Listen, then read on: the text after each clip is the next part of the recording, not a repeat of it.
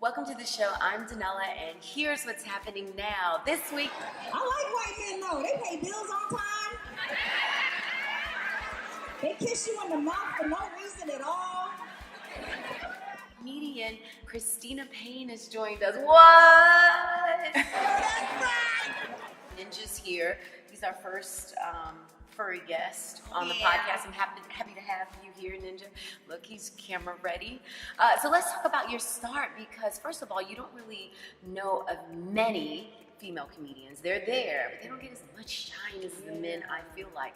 And so I want to talk about your journey, how you just navigated in this industry to really grow yourself as a comedian. Oh my God. Major, right? Major. So how did you get your start? Well, I would definitely say it was not my plan. This was not something that I woke up and I was like, oh my God, it's my dream to be a comedian. I just knew that I loved comedy. I loved to laugh. I was in radio since I was like 14 years old.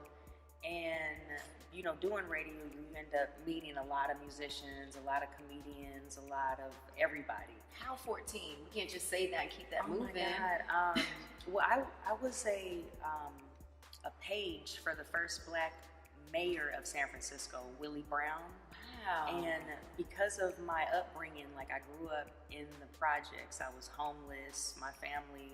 Do you remember the movie Pursuit of Happiness that Will Yes. Smith was in? Yes. That same church, Glide Memorial, that he went to, that's where my family went to. And then where he had to go try to get a room, like a bed, at a certain Right. time and line up. Right. That was me and my family. So we were all there at the same time.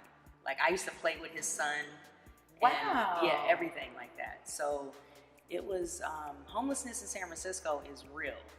And a lot of working class people will be homeless, like living in their car and living in that's shelters. current, because I've been reading Oh up yeah, about that. oh, it's currently going to on this right day. now. Mhm. Yes, the homeless population in San Francisco is more than the black population in San Francisco. Wow. It's crazy. Wow. It's insane. And so we went from that shelter to a family shelter called Raphael Wellhouse. They helped us get on our feet.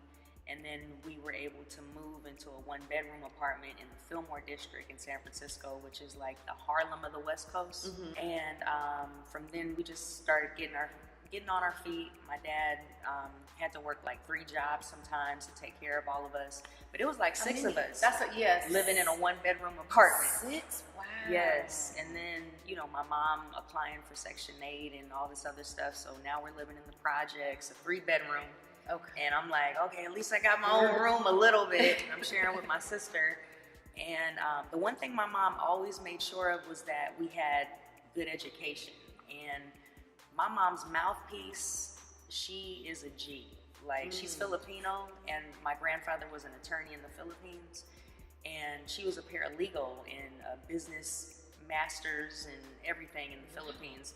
So coming here to the States, she's like, okay, there's a way around all of this. I know it's expensive to live in San Francisco, but I'm gonna make sure my kids get an education. So she would like go and volunteer at schools, and like we went to Catholic school.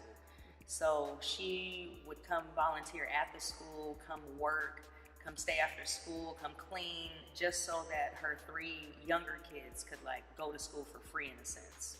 And then we would get sponsorships and grants and donors like paying our tuition. And then because I played sports and I was good in academics, that helped. So I went to Catholic school most of my life for free. That's crazy. Yeah. Wow. And went to St. Ignatius College Prep and didn't have the money to go straight off to school like how my counterparts did. A lot of my classmates went to Princeton and Yale and Stanford and Cal Berkeley and all of that. So here I am at San Francisco City College doing my 2 years at JUCO. And I was determined though. I was like, I'm getting out of here in 2 years. I got accepted to Howard and academic scholarship to go to Howard. And when I got to Howard, I got into radio. I started interning for WHUR there. And got a master's in social work, but an undergrad in like radio broadcasting production. and I had a theater arts minor. Lance Gross was one of my classmates. Oh, wow. Yeah, we took acting together. I got to kiss him. You did? For my final. When you kissed him for your final, pause the show now. Did you act kiss him? I've always been meaning to ask, because some actors act kiss, but some people are like, what do you guys call it, method actors, in which you really go all into that moment. What kind of actress are you? You know what is so funny though is that this was a time when Lance wasn't taking acting seriously. He was just a college student? He was a college student running track, and then he was like the man on campus because he was always in the fashion shows. Okay, right. Homecoming, and so all the ladies knew Lance Gross. You know what I'm saying? He was famous before his time. I actually told him he was gonna be famous. You did? Okay? I did. And I was like, "Do you know your lines?" Because like me and him were somewhat of the best in the class. So I think that's why our professor Kim Bay put us together, and she's actually the head of the department now. Oh, wow. She runs all of fine arts now. I think she's the dean or something like that of fine arts now. But she put us together, and I was like, are these grades separate? Are these grades separate? Yeah, because I was like, look, pretty boy, okay? So the first night we rehearsed, he was like already trying to practice the kiss and stuff. I was like, hold up, homie. Hold up. Do you know your lines, bruh? So we worked very hard, and I worked him hard, and I was just like, make sure you know these lines, make sure you know my lines. Like I was on him. I think we didn't practice the kiss until the night before the final. Okay. And by that time, we were like on some professional kind of. So it wasn't like, oh, I get to kiss Lance. It was like, it was like, does it just feel make like this work in that moment, or are you Heck are you yeah. feeling like the character? Well, by that time, you definitely jumped into this character. By the time, because it took us maybe like 2 or 3 weeks to really like get down this scene. So by that time, this is almost like your brother. You know what I'm saying? Your colleague in a sense, unless like you ended up doing some like Mr. and Mrs. Smith, like Brad. Oh, right. Angelina, right. Like they got together, on the set. You could tell that chemistry. You can. Right. But me and him, no. It was like we became like brother and sister, and even kissing him it was almost mechanical. There was no romance in that joint at all, but it was almost like you just still knew how to make it look good, or make it seem like it was real. But no, there was no tongue. There was I was wondering. I wanted to know. Some people wanted to know. No, but there were some people in our class who you could tell like, damn, like what are y'all doing? Hello, we're in class. So it was like, there is some tongue right there. I saw that. But like in this situation, no. This was totally professional, and that's my family. I love his wife and his kids. Nice. Shout out. Okay, so back to you. So you had He is fine though. Lance, you are fine. Hello. First you shout out his wife and his kids. Just in case y'all forgot. He is He married. is fine. Yeah. So talk to me, how did comedy find you? Because it found you. I would say one of my friends that I knew from back in the day, he started doing movies, and then he had a baby, got into this crazy relationship, wasn't doing movies for a while, and then was like, I gotta start doing stand-up again. And he chose me to be like his female writer, and his name is Brandon T. Jackson. He's an actor, comedian. He was on like Roll Bounce and Tropic Thunder and a lot of Lottery Ticket, a lot of other movies. So I was the only female on his writing team, and his manager is Mark Atkins. Really, really awesome guy. Have you heard of the Aruba Music Festival? Yes. Mark runs all of that. Okay. That's his. But also Mark is Sinbad, the comedian, actor, his blood brother. Oh, okay. Right. Okay. So one time I was on a cruise, on the Super Jazz Capital cruise, writing for the host of the show. And Sinbad was the headliner, and this was 2010 at this point. So I'm like, hey, Sinbad, what's up? Da, da, da, da, da. I'm working with your brother. I'm working with Brandon. Da, da, da, da. And he was like, oh my God, that's great. Woo, woo, woo. And then he pulled me to the side and was like, aren't you tired of this 10% money? And then I was like, damn, never thought about it that way. And he was like, don't you want 100% money? And I was like, yeah, 100%. What I gotta do? So I'm thinking he gonna say, oh, come over here and suck this dick, or like, oh, the casting couch, or something crazy. And he was like, nah, boo, you gonna have to get on stage. And when he said that, when I tell you, my whole mind was like, oh, this nigga crazy. I was like, who is gonna get on stage? I said, me, this? I was like, this, I know my forehead is big and I'm still trying to grow into it, but I don't think this is comedy. And he was like, it's not what it looks like, it's what it sounds like, and you already know what it sounds like. You know comedy. Wow. Oh my God, this was the funny part. So, met Sinbad on the boat. I ended up having this huge fight with my ex on the boat. And to where we had separate cabins, like everything, right? And after that, we broke up, and instead of me calling him, I just created this anonymous Twitter account. And I was just, every time I wanted to text him or something, I would just tweet. And so this was like 2010, so Twitter's still kind of new a little bit. So I'm hitting up people that I know already and like talking mess and like, you know, saying stuff or whatever. And they're like, who is this? You know what I'm saying? Because I didn't have a picture up, nothing. And then I just started finally like, I'm gonna just call myself light-skinned Asian thug or something like that. So they're like, who is this light-skinned Asian thug person, right? So I'm just talking mess and cracking people up. I'm posting pictures. You know how like what Instagram is now, like people post a picture to make people laugh. So I'm just doing all of this anonymous comedy stuff. And then this internet radio station hit me up and was like, yo, you need a radio show. And I was like, oh, okay, right? So I'm like, that's funny. And then I ended up doing a radio show with them for 2 years. We did 100 episodes. I had everybody on this, from Sway to Kweli to Lunel.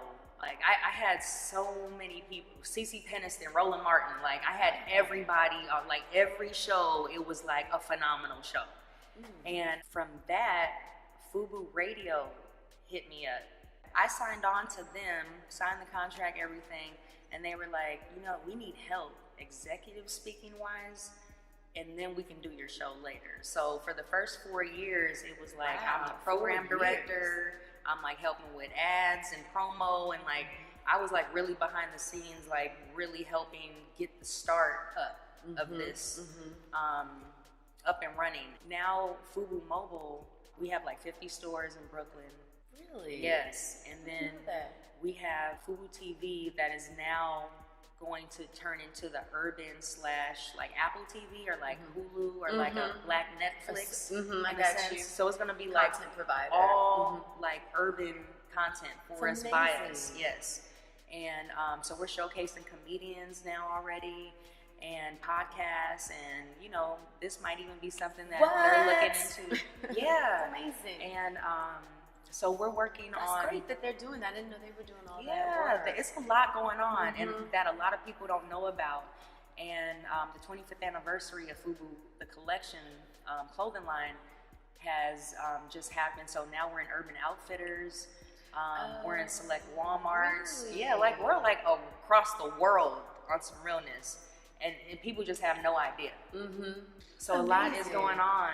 You stay busy. Yes, thank God. That's amazing. I know. I'm trying. I just want to. I'm not a busybody, but I want to be busy doing what is necessary and what's needed. And what do you think your big comedic break was? Oh my God. It was. I had a dog named Charlie Murphy, and he was a tiny little Yorkie mix with Beaglese, and he was so tiny, and he would be with me all the time.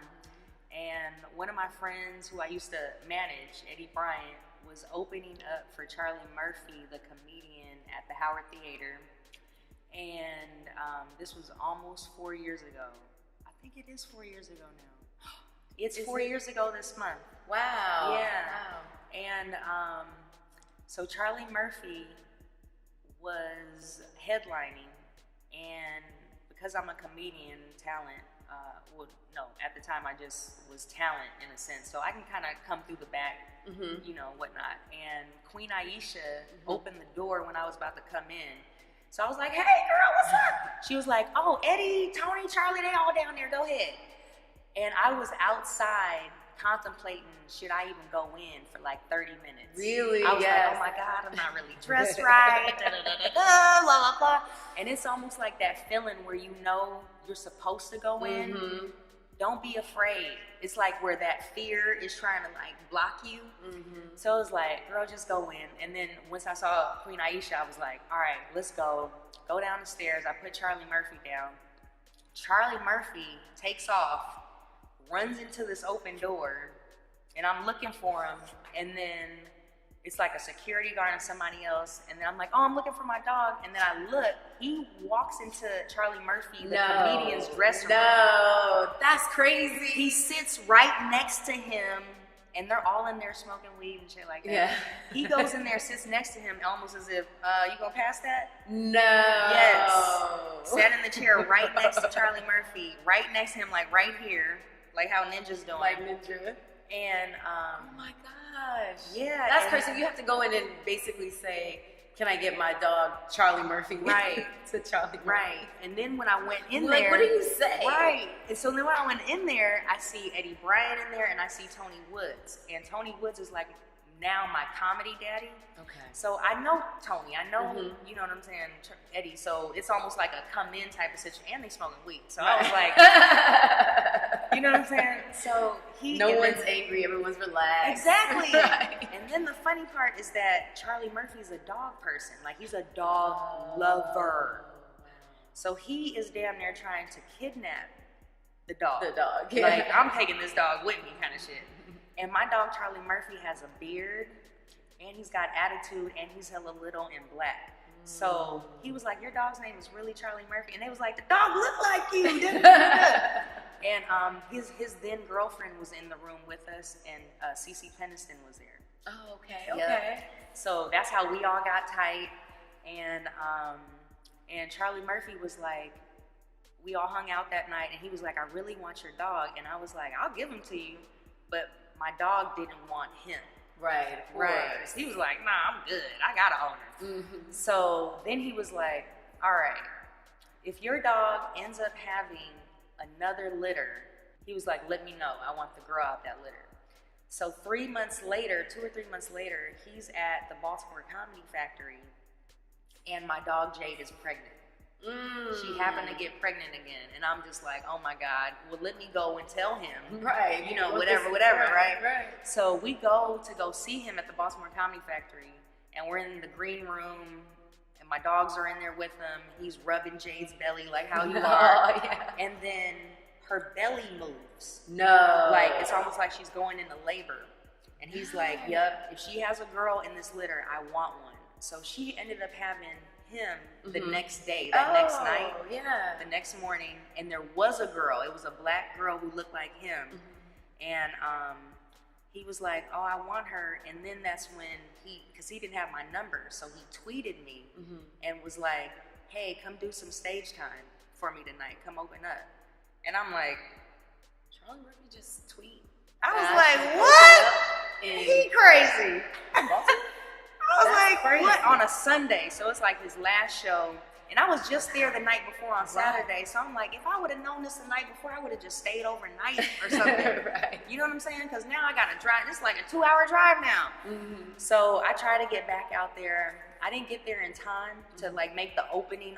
I got there like a little, maybe 20 minutes late or something like that. The person who was driving me had that avoid tolls thing on the So we ended up going through the city instead of taking a bridge and then getting right off there. So basically, I ended up missing that joint. But he was like, I told him, I was like, I cried. I was like, I didn't ask you for this. I don't even know why you think I'm a comedian.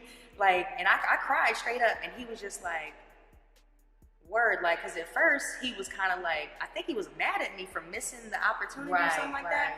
And then I was like, bro, like, I was like, you had to tweet me, you couldn't DM me, you couldn't, you know what I'm saying? I was like, you just really just put me out there. And he was like, well, now you gotta fly. Wow. Kind of thing. And then so from that day, he talked to me every day on the phone. From that day. And it was never no, I'm trying to get at you. It was never no, nothing like that. And then when the dog was born, you had to wait like 2 months for it to be ready for it to. So he was like, bring the dog to my house. And so when I'm at his house, we're watching Eddie Murphy, his brother, on Saturday Night Live that night when he did that monologue. Oh, right. Yes. So I got to talk to him about a lot, and even just see how their relationship wasn't good. How Eddie and how they've separated a lot, and how they're like different people. And I mean, if your brother's in New York City, you're in New Jersey. We were in Inglewood, New Jersey. Oh, wow. I'm like, you should be at the studio. Yes, you know what I'm saying? Easily. But he told me a lot about their relationships and the people that Eddie's running with in Hollywood and stuff like that. And so I got to know a lot and learn a lot and really be under his wing. Like, he really took me on like as a little sister. There was never no, oh, let me see your booty, let me send me no, nothing like that. As many times as I've wanted to quit, trust me, there have been times where I've cried getting off stage. Oh, man. There have been, I would say, in my 4 years of doing stand-up, there have been maybe like 4 or 5 times where I can definitely say either I bombed or didn't have a good show. So, but the time that I know I didn't do well, I was like 6 months into comedy, and I was on the Tom Joyner cruise. And that crowd was 3,500 people. Wow. And in this crowd is Fantasia, Lunel. Oh my God! Shucky Ducky, Don DC Curry, nigga, everybody, okay? So I froze on stage. Oh, yeah. And my material just left me. It was almost like who am I? What am I doing? What's happening? The lights, I didn't know what the lights are hot. I was like, Lord Jesus. And the crazy part is that J. Anthony Brown's punk ass, what he did, I was supposed to go like one of like first or second, you know what I'm saying? This fool put me up like 11th or 12th in between Rodney Perry and Marcus Combs, and these are like veterans. Right. And then he cut my time like, oh, just do 2 minutes now, kind of shit. And 2 minutes. if you know the Tom Joyner cruise, like how I know it, oh, you haven't been on this. No, man. This is a bomb business trip. But everybody on the boat is like real entertainers. Like they've been in movies, TV shows, like, and all the business people, owners.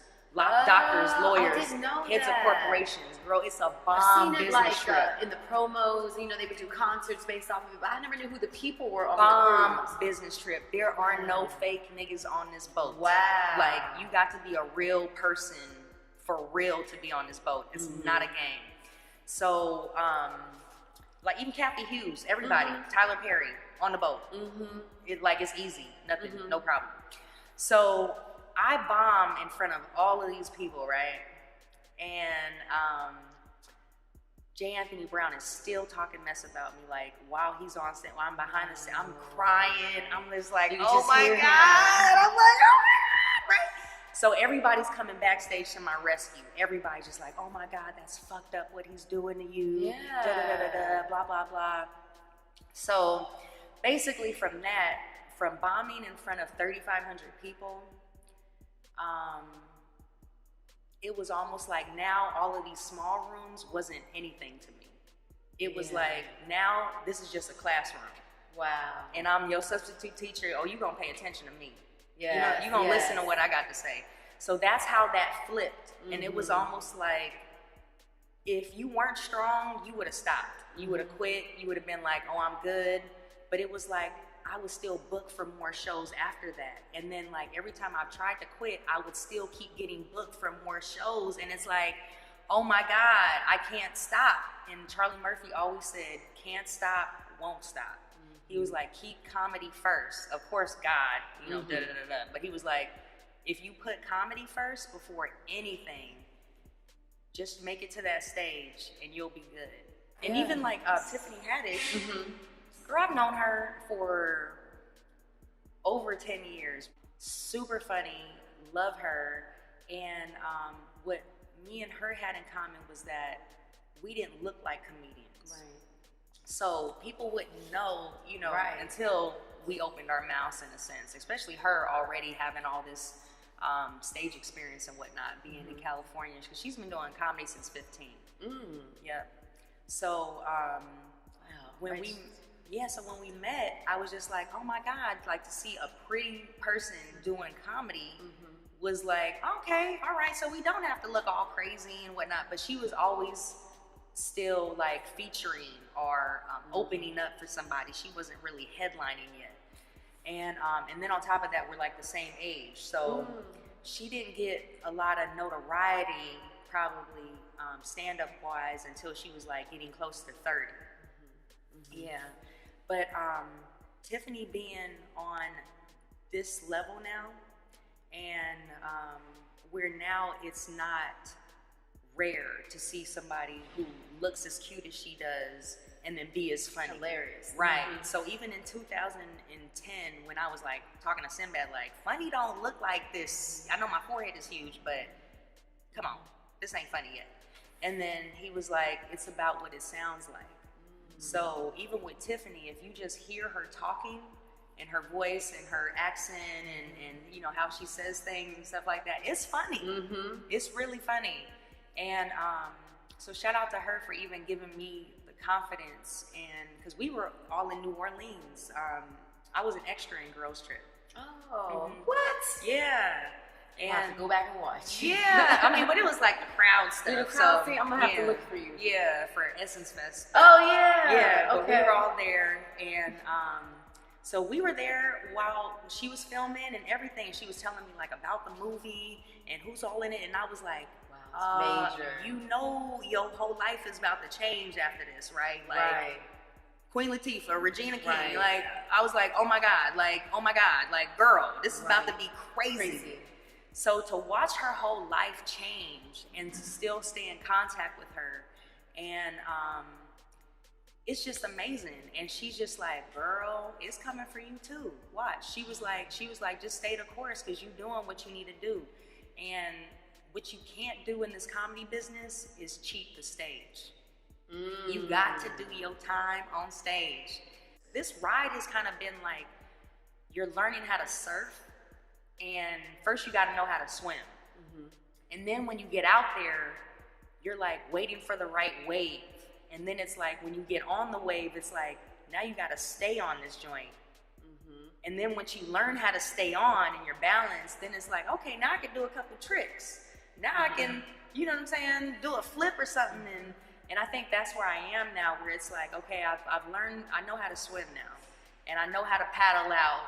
And I know what these waves are supposed to look like now. And now it's like, let's get on the wave and let's ride this joint and see where it takes us. Cause it's like, you can keep riding, you know? And it's a fun time, and it's good exercise, and you're getting in shape and learning a lot about yourself and what's possible, and like, you know, and everything is possible.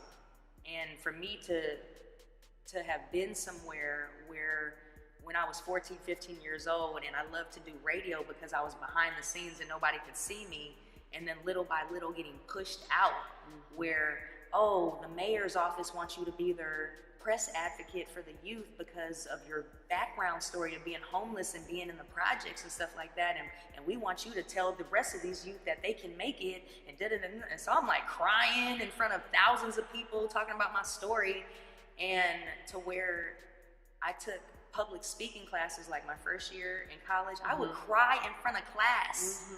So to go from crying in front of a classroom to now making people laugh and cry in their seats, like that is amazing. Like 20 years later. So I'm working on a book right now, and I can't wait to see what else God has planned. What type of book? It's like a it's fiction. it's like a auto slash. It's like my stories of like somewhat of the hashtag Me Too stuff. Okay, I got you. And because I have a master's in social work, I have tons of clients, tons of mentees, tons of little sisters, and all of them have stories. Mm-hmm. So it's almost like it's called Just Say No to Dick. I'm sorry. I hope that was supposed to make me laugh. Okay, good. It's called Just Say No to Dick. Letters to My Younger Vagina. Letters to My Younger Vagina. Yeah. I love it. And so it's just about, you know, like how vagina lives matter and how, you know, you're worth more than a chicken sandwich and a ride home. And, Yes. And, you know, like you get to know yourself and your worth and not putting yourself in certain positions and situations and stuff like that. Because, you know, going to that man's hotel room at 3 a.m. sometimes isn't the best decision. You know what I'm saying? And that's why like Uber and Lyft and whatnot is so. Uber and Lyft has helped so many chicks from getting date raped. That's true. Oh my God. Because when I was telling some of my mentees about like my situations and what has happened back in the day, and they're like, you had to suck a dick to get home. And I was just like, you know, I'm just being funny, but I was like, yo, like sometimes you have been out there way far out, don't know where you are. You trusted somebody who now just because you don't want to give them no tail, now you can't get home. Like they were like, how come you couldn't Uber or Lyft? I said, Lyft? You mean hitchhike? Right, there was no Uber. I'm from the 90s, boo, 80s and 90s. We was out here like this, okay? And then you was lucky if that person did you right. Yes, true. So I'm like, a lot of us women have gone through a lot, and I think that's why, like, with the Kavanaugh stuff going on and this hashtag Me Too and the Women's March and all of that, I think we're finally unafraid. Like, what I have to say matters. My opinion matters. Yeah. I matter. So how can people see you now? Because I see that you're doing comedy every week as well here in DC. Yeah. So And then I travel whenever, you know, I'm booked or noticing stuff that like as that. well. Yeah, so all you gotta do is just hit me up. I'm pretty easy to find on Facebook and Instagram, as long as you do Cristina with no H, Cristina, and then Payne, Payne, like Martin or House of Pain. Martin no Payne. H. And all these years, I was like, why does her name look so different, but it looks the same? Yeah. No H. Yeah, no Yes. H. It's like the Hispanic Oprah. Oh. Yeah, my mom is Portuguese, Filipino, Chinese, so they don't have H's. Oh. Yeah. Okay. Yeah, Cristina. So, yeah, I'm easy to find. Yeah, that's how you can find her. Yeah, listen, I'm so fortunate to be able to speak to you in this capacity. Thank you for agreeing to be in this podcast. Oh my God. Seriously, because I've watched you for a while, and then also, you know, just watching because she'll post on Instagram and stuff, and seeing you post your beginning kind of stand up, you know, you warming up the crowd, and then to own the stage now, you know. Oh my God. Own it. Own the stage. And I see it, and I'm just, you know, just so proud of you, and I know that that's a struggle. Any profession that you're in as a woman is a struggle, but and being an artist, it's a struggle getting out the bed sometimes. Yes. And then also, your job is, I told my son this, because he was wondering about us talking, and I said, she's a comedian. He's like, Mommy, what's that? And I said, it's her job to make people laugh. He loved it. He looked like, wow. He said, wow, like that's a job. So now I'm concerned he might want to be a comedian, because comedians, you excluded, are crazy. I don't know if you're crazy. All the comedians I've ever worked with, man, I swear. And I'm crazy. I'm a good crazy. That's what I say. I say I'm a good crazy. But you know what I'm saying. Yeah. It can be tough. But that's why they're so good at their job, because your job is to make fun of the things that pain us in life, because that is what connects us all, you know? Yes. And then to be able to make people laugh even throughout whatever life is bringing you, or to entertain no matter what life is bringing you. It's very difficult. So. And then what I was telling you earlier too was that this is my 4-year coming up anniversary in December, and I lost like 11 people from cancer, like in the past 3.5 years. And so that was one of the main reasons why I was traveling so much. And I was like, I had a funeral in Chicago, funeral in Dallas, funeral in LA, funeral. So it was just crazy. All from cancer, the 11? All from cancer. And it was almost like I had to keep laughing from crying. And it was almost like, instead of, you know, like when you get around your family, it's like you start talking about the good old times and all the funny stories and whatnot. So I would end up doing like speaking at the funerals, making people laugh, and then be like, hey, let's go to this comedy club. They'll give us free tickets, and then we're all there. And then I might end up doing some stand-up or open mic or something like that. But it was like an escape. And then because Charlie Murphy lost his wife to cancer as well, and then we lost him, it was like even more of a push, like where it was like, just keep going, keep going, I'm still with you.